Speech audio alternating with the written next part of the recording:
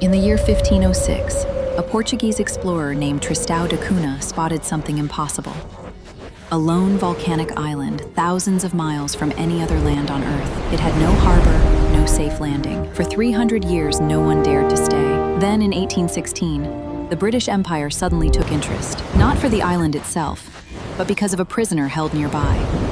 Napoleon Bonaparte was locked away on St. Helena, over 1,000 miles north. Britain feared this island could be used to free him. A year later, the garrison was ordered to leave. Almost everyone sailed away. But one man, Corporal William Glass, refused to go.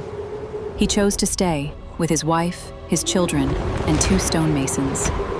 5 people, 1 island, nothing but ocean in every direction.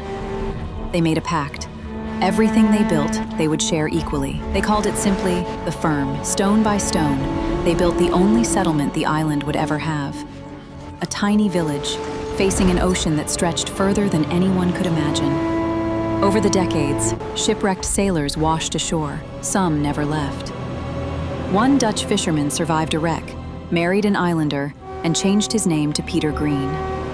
Generation after generation, the population grew, but only slightly. By 1856, fewer than 100 people called it home. In 1867, a British prince visited. In his honor, the settlement was given a grand new name, the most remote town on the entire planet. A name far grander than the place itself, just a handful of houses, alone in the sea.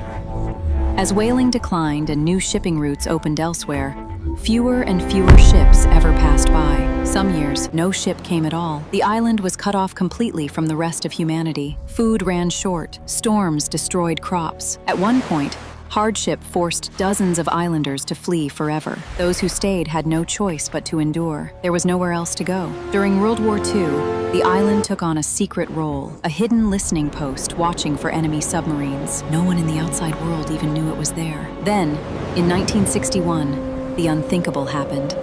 The island's volcano erupted without warning. Every single resident had to evacuate immediately, rowing away from the only home they had ever known. They were carried across the ocean to a country most had never seen, England. For 2 years, they lived as strangers in a strange land. In 1963, most of them chose to return. The island had survived. They rebuilt their homes, replanted their fields, and picked up exactly where they had left off. Today, that same tiny settlement is still the only place people live on this entire island chain. Roughly 250 people live here.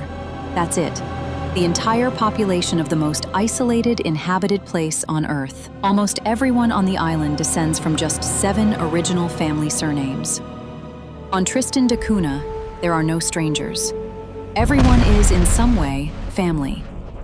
There is no airport here. There never has been. There never will be.